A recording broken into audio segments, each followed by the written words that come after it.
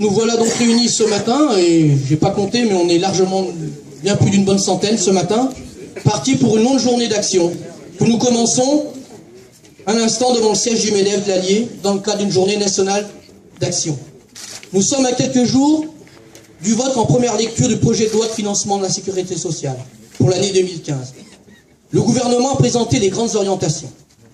Sur les 21 milliards d'euros d'économies proposées, 9,6 milliards doivent être dégagés dans le cadre des dépenses de sécurité sociale, dont 3,2 milliards sur la branche maladie. Ces choix politiques sont calqués sur les revendications du MEDEF. Autant de cadeaux faits au patronat qui n'iront pas à notre protection sociale.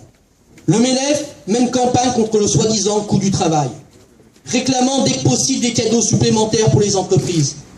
De pacte de compétitivité en pacte de responsabilité et niche fiscale, ce sont près de 230 milliards de cadeaux qui sont faits aux entreprises, et nous employons justement le terme cadeau à juste fin. Et pour quel résultat? 5 millions de chômeurs, 9 millions de personnes qui vivent en dessous du seuil de pauvreté, multiplication des plans de licenciement, délocalisation, casse industrielle, démantèlement du service public, laissant des millions et des millions, des milliers et des millions de personnes dans la précarité extrême. La crise économique, le chômage de masse, sont utilisés par ce syndicat patronal de classe qui est aujourd'hui le MEDEF pour exercer une pression sur les salariés et faire du chantage. Le MEDEF nous fait une nouvelle fois le coup du million d'emplois. Le président du MEDEF, Gattaz fils, ne fait que reprendre les préconisations moyenâgeuses avancées par son père. Dans les années 80, Yvan Gattaz, le père, président du CNPF, organisation qui a précédé le MEDEF, disait qu'on nous donne la flexibilité et nous créerons 1 million d'emplois.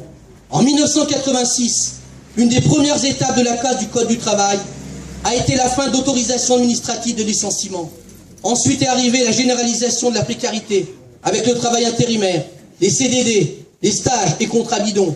Cette flexibilité étant réclamée par le patronat, on en a vu le résultat sur le chômage et sur les salaires.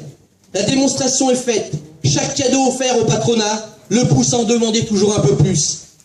41 milliards d'euros de cadeaux du pacte de responsabilité, 50 milliards d'économies sur les salariés affaiblissent d'autant les droits des chômeurs, bloquent le SMIC. Et cela ne suffit pas, le MEDEF en réclame toujours un peu plus. Le voilà qu'il est aujourd'hui à l'attaque contre les chômeurs, qu'il réclame la suppression des jours fériés et un SMIC peut-être régional, voire des salaires en dessous du SMIC. L'entreprise idéale du MEDEF, c'est la suppression de la durée légale du travail, la fin du CDI, le recul de l'âge à la retraite, des salariés soumis à l'arbitraire du patron, sans voie de recours, la remise en cause du SMIC.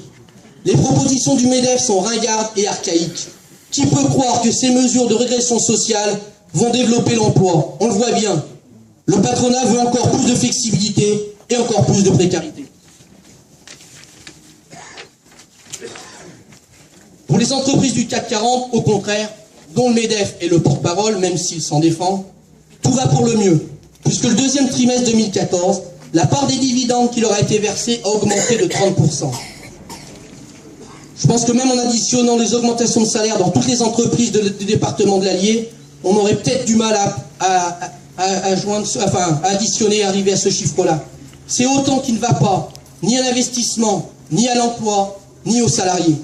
Nous ne pouvons qu'être en désaccord avec cette posture idéologique que mène aujourd'hui le patronat. Car le travail n'est pas un coût, mais une richesse. L'entreprise appartient aux salariés. Car sans leur travail, dans les entreprises, aucune richesse n'est créée. Ce qui pénalise notre économie, ce sont les milliards donnés aux actionnaire. Ce qui pénalise le développement de l'industrie, c'est l'absence d'investissement dans la recherche, dans le développement. Je m'arrêterai là puisque la journée va être longue et il y aura d'autres prises de parole.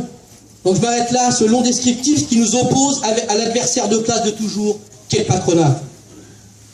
Le MEDEF de l'Allier n'a pas souhaité nous rencontrer, comme quoi ceux qui se prétendent être des gens de dialogue social n'ont pas envie de confronter nos arguments avec la CGT dans l'action.